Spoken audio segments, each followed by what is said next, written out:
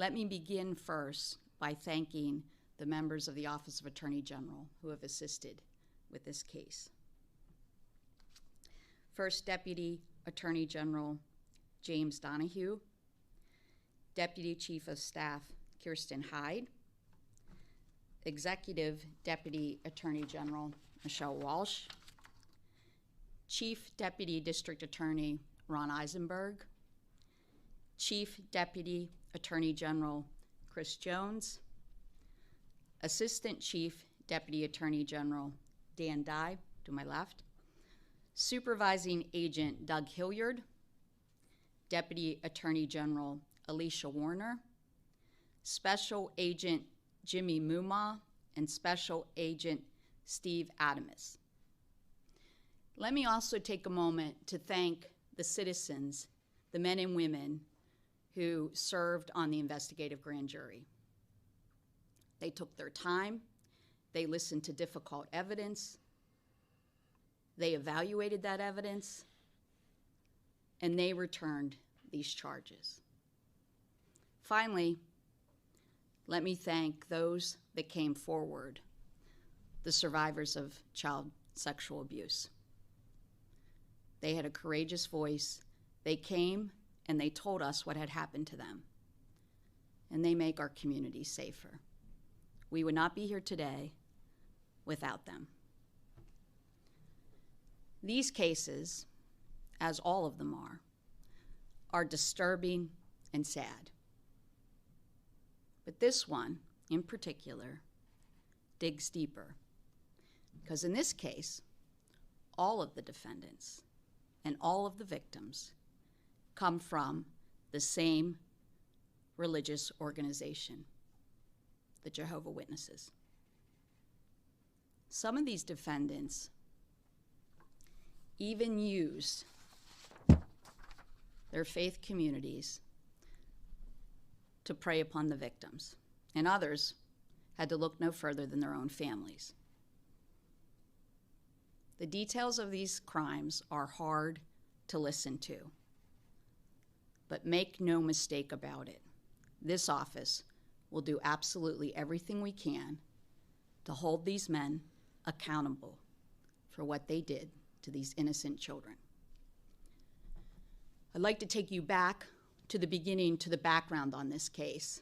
Some of you may recall that in October, this office announced criminal charges in 4 cases in 4 different Pennsylvania counties against 4 members of the Jehovah's Witness organization for sexual assault and exploitation of children. That investigation started as a resource referral from a local district attorney's office. And when we received it, we began to investigate that case and gather evidence. Through that investigation, we learned of several incidents of sexual assault committed by members of Jehovah's Witnesses congregation. After a 3-year investigation, hundreds of hours of grand jury testimony, and dozens of witnesses, we filed charges against those 4 individuals. And at that time, when we announced those charges against the 4 individuals, we asked for people to come forward, for anybody who had something similar like this happen to them, to reach out, to call our hotline and come to us. And many courageous survivors came forward and called the hotline. So as a result of our ongoing investigation and the individuals that reached out to us on our hotline, we are here today to announce these charges. I want to thank the honorable men and women that helped us apprehend these individuals. The Pennsylvania State Police Butler Barracks, the Ross Township Police, the Ketchum City Police in Idaho, the Braddock Hills Police Department, and all members of law enforcement that assisted us and continue to assist us in this endeavor. Now I'm going to go through each case individually, but I really invite you to take the time to look at the presentments. They will be available to all of you, and they have more detail than than I will recount this morning. Let me begin first with Mark Brown, 65, of Allegheny County. It is alleged that Brown repeatedly sexually abused two sisters for whom he was the legal guardian at the time. They were between the ages of 10 and 13 years old when this happened. They testified to being assaulted in the shower and other parts of the house that they shared with Brown when they were young girls. He threatened the older sister that if she did anything to stop him, or if she told anyone, he would sexually abuse her younger sister. When in reality, that was already happening. He was already doing that to her. She didn't know it. Brown is charged with aggravated indecent assault, endangering the welfare of children, and corruption of minors. The next case is Raymond Schultz, 74, of Beaver County. It is alleged that Schultz repeatedly sexually assaulted his own granddaughters when they were between the ages of 5 and 10 years old.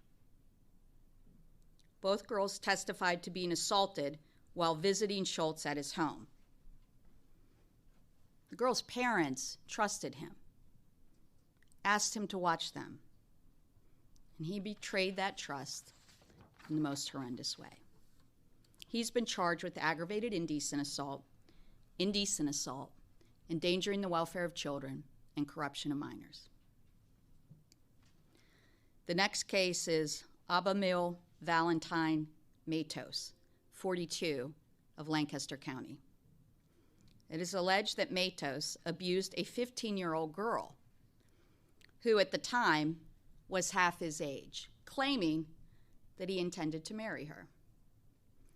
He met this victim in 2009 at a Jehovah's Witness event that brought together multiple congregations. The congregation was aware of his romantic interest in the girl, noting that they would approve of it if certain conditions were met, including the presence of a chaperone and the commitment to eventually marry her. Matos' interest in the minor quickly turned sexual, and he began sending inappropriate photos and convinced her to meet him alone, no chaperone. During these meetings, he sexually assaulted her. He's been charged with indecent assault, indecent exposure, endangering the welfare of children, and corruption of minor. The next case is Kevin Isovich, 51, of Butler County. It is alleged that he sexually assaulted a member of his family when she was just 9 years old. The victim recalled playing with her cousins when he pulled her into his bedroom and assaulted her. The abuse only stopped that day when the defendant's wife returned home. He's been charged with rape, aggravated indecent assault, endangering the welfare of children, and corruption of minors. The next case is Norman Aviles, 44, of Lancaster County.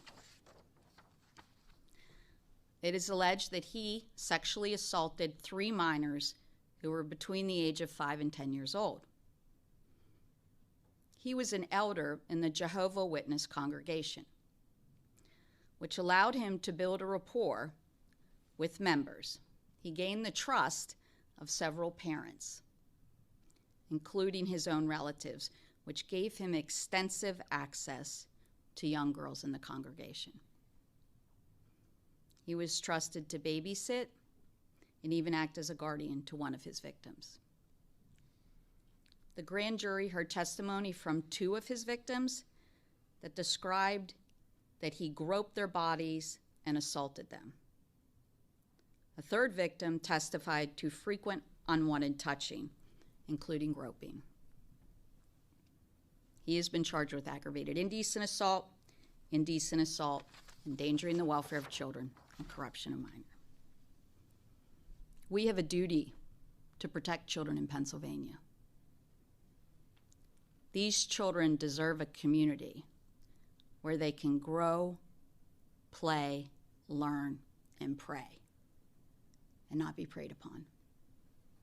Our office will never stop working to bring justice for those who have been victimized. We will continue to investigate and prosecute anyone who takes advantage and harms the most vulnerable in our society. We urge anyone who has any information about any of these cases or who has had a similar experience to reach out to us.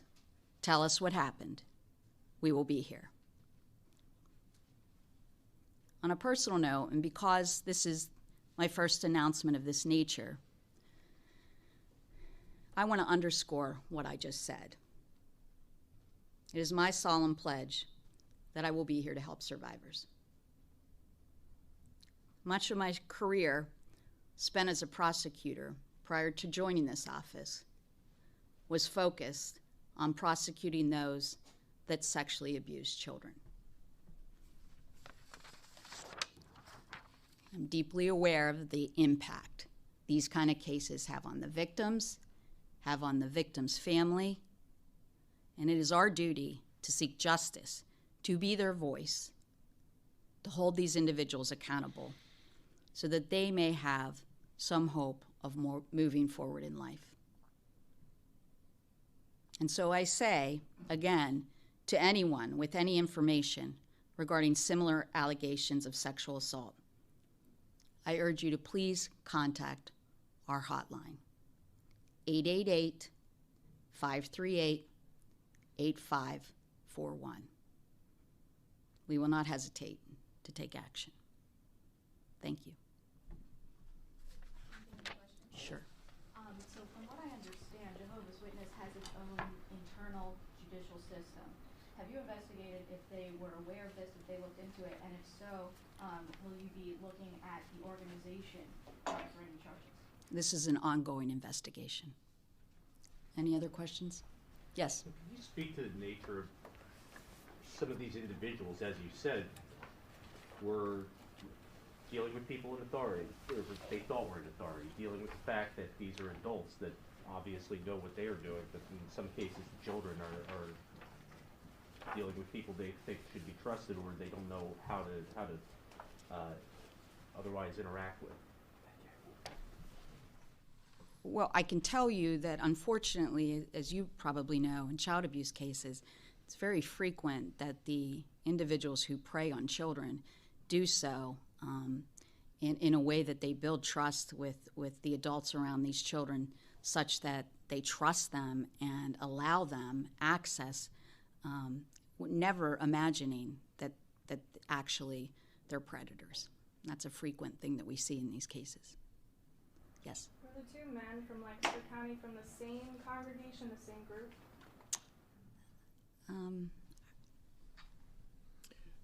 They were associated with the Lancaster East and West congregations.